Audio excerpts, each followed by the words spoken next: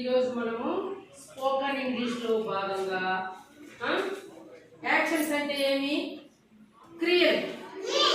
Actions అంటే very good. దాని గురించి తెలుసుకుందామా? చూడండి, స్టాండ్ అంటే నిలబడు, స్టాండింగ్ అంటే నిలబడుట.